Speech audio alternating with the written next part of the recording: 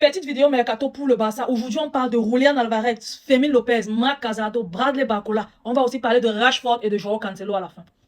Mais avant tout, les gars, je vous demande d'aller vous abonner massivement sur mes différentes pages. Je suis Ornel Barça sur TikTok, Facebook, YouTube et Instagram. Bon, peu importe la plateforme sur laquelle vous me voyez, allez sur d'autres plateformes, abonnez-vous histoire de me donner la force. Donc, on commence la vidéo d'aujourd'hui avec Marc Casado.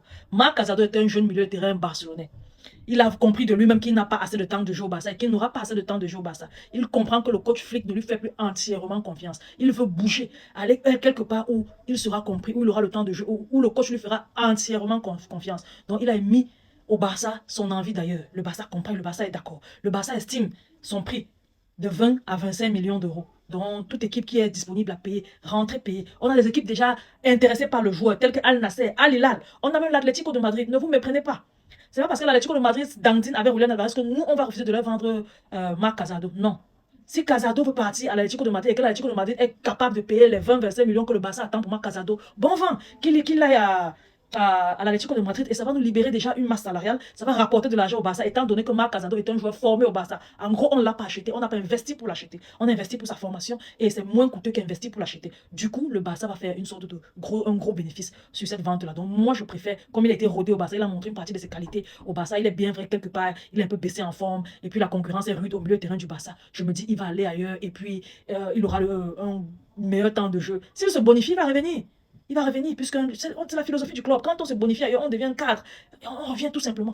On a vu ça sur Eric Garcia, même Ferran Torres. On a vu ça même sur Gérard Piqué et autres, pour aller un peu plus dans le temps. Donc, on a Manchester United qui est intéressé, mais United là pour deuxième option. Et lui-même, il ne voit pas United comme meilleure option. Sinon, c'est quand même l'option la mieux entre tous les clubs que j'ai cités qui sont intéressés par lui. Donc, pour moi, Casado, on s'attend encore à ce que les clubs viennent le prendre et il est ouvert à un départ. Ça va se faire et le Barça aura de l'argent. Ça permet d'avoir de l'argent, de libérer la masse salariale surtout pour investir dans notre jeu. Maintenant, on a le cas de Ferran Torres. Ferran Toca Torres.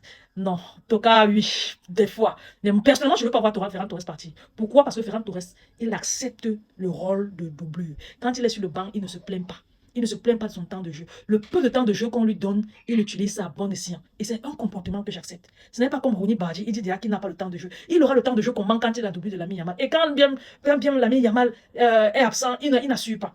Et puis c'est lui qui demande à partir parce qu'il n'a pas le temps de jeu. Mon frère, quand tu venais au Barça, tu savais qui était Lamine Yamal. Tu savais que tu allais être sa doublure. Tu pouvais t'imaginer quel temps de jeu tu devrais avoir dans les normes. Donc bref, pour Ferran Torres, on a le Paris Saint-Germain qui est intéressé en cas de départ de Bradley Barcola.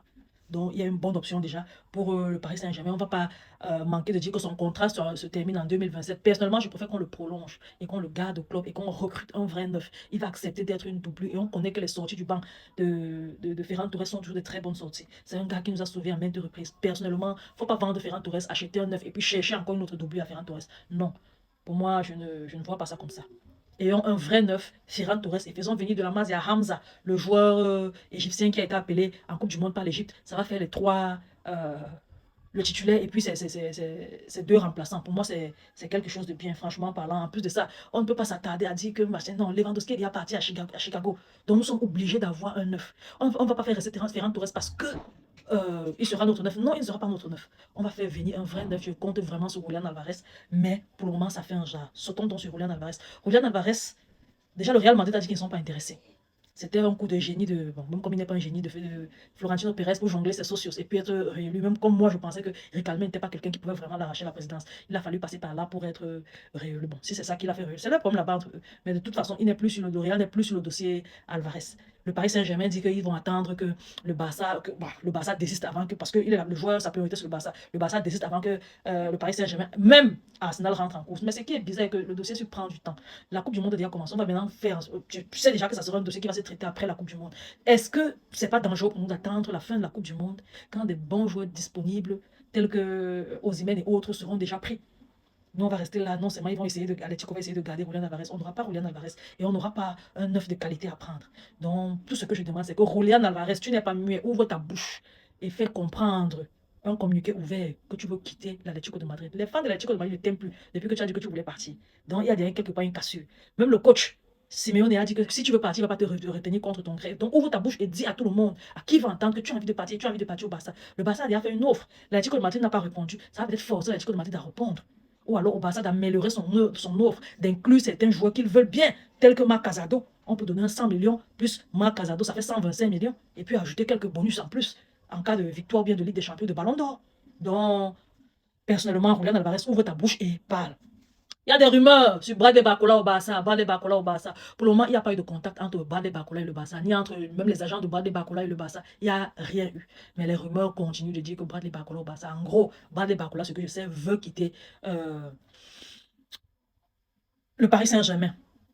Pour venir au Barça, c'est peut-être son souhait, mais moi je ne le vois pas au Barça. Parce qu'il va venir au Barça concurrencer qui déjà la concurrence qui le fait partie du Paris Saint-Germain, c'est qui s'est Désiré Doué. Maintenant il va venir au Barça pour être concurrencé par qui Rashford, je dis Rashford, Rafinha. Je ne vois pas trop. C'est pas comme s'il était un neuf, il n'est pas un neuf. Et on a besoin d'un neuf, pas d'une doublure de Rafinha, puisqu'on a déjà Gordon qui peut jouer en tant que doublure de Rafinha et doublure de Yamal. Donc, pour moi, personnellement, je ne vois pas trop en quoi est-ce que Barcola va nous apporter quelque chose de plus. On a déjà Rafinha. Est-ce que Barcola va accepter la doublure de Rafinha? Je ne pense pas que Flick va accepter mettre Rafinha sur le banc pour titulariser Bradley Barcola. Si Rafinha n'a pas de blessure, ça ne peut pas se faire. On préfère tous Rafinha. Rafinha est meilleur que Bradley Barcola. On ne va pas se mentir. Donc, personnellement, je ne vois pas trop, je ne sens pas trop. Et même la possibilité, la faisabilité, les gars demandent plus de 50 millions pour Bradley Barcola, 50 millions pour un remplaçant de Rafinha. Non, non, non, non, non. Mieux vaut garder Rashford à 30 millions. Bon, vous voyez que ceux qui sont en train de bavarder Rashford, Barcola, ça ne va pas se faire. Et pour la mauvaise nouvelle, désolé, pour la mauvaise nouvelle, on a le Barça qui a décidé de ne pas payer, de ne pas lever l'option d'achat de Marcus Rashford. Donc, Marcus Rashford va tout simplement rentrer en Angleterre. Et apparemment, le Bayern Munich est chaud sur le dossier. Ils vont le prendre à 35 millions. Ils ont déjà fait une proposition. Donc, ça pourrait être ça pour lui. Et ça me désole vraiment. Je le voulais vraiment au Barça. Là, c'est quelqu'un qui montre. Il avait vraiment. Oh, ça m'attriste énormément. Bref. Bonne chance à toi, tu iras Marcus Rashford. Mais si le Barça a de l'argent, pardon, qu'il te prenne. Enfin, on a Joao Cancelo. Joao Cancelo, le Barça, on veut bien de lui. Lui, il veut le Barça. Et puis Al Nasser veut même le céder au Barça. Mais sauf que Al Nasser n'a pas encore réussi à avoir un nouveau coach parce qu'ils sont en train de changer de coach. Ils vont changer de coach et puis vous regardez quelles seront les attentes du coach. Si le coach veut de Cancelo, ils ne vont pas nous laisser, Cancelo. Si le coach ne veut pas de Cancelo, ils vont nous laisser Cancelo. Donc c'est un peu ça. Et on est là, on attend. Et ne pensez pas que Deco ne cherche pas, Deco cherche. Il va nous dégoûter des pistes comme Anthony Gordon qui est arrivé comme ça, et puis tout le monde était heureux. Je vous dis, ça va aller. Les gars, n'oubliez pas, allez vous abonner sur mes différentes pages, s'il vous plaît. Abonnez-vous juste pour me donner la force. Si tu me suis sur YouTube, abonne-toi sur TikTok, Facebook et Instagram. Si tu me suis sur Instagram, abonne-toi sur Facebook, YouTube et TikTok. C'est un peu ça. Les gars, abonnez-vous au maximum, laissez vos différents commentaires, vos différents avis en commentaire. Je vous aime beaucoup. On se dit à la prochaine. Bye bye.